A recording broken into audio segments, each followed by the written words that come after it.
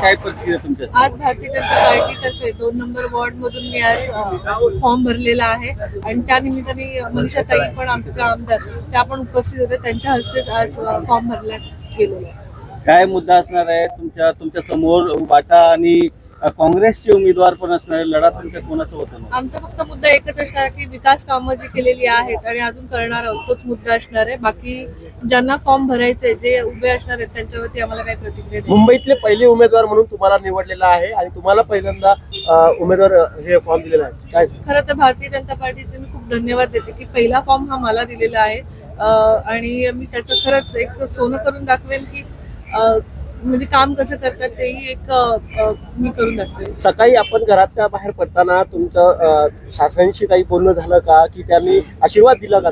त्यांचा आशीर्वाद मी पहिला घेणारच कारण हे माझं कुटुंब आहे ते आणि मोठ्यांचा मी आशीर्वाद घेतल्याशिवाय बाहेर नाही जात. तसंच एक चर्चा आहे की तसे तुमचे पूजा घोसालकर यांनाही सुद्धा त्यांना उमेदवारी दिलं जाणार आहे उबाटाकडून. मला नाही माहिती त्याबद्दल. मी नाही.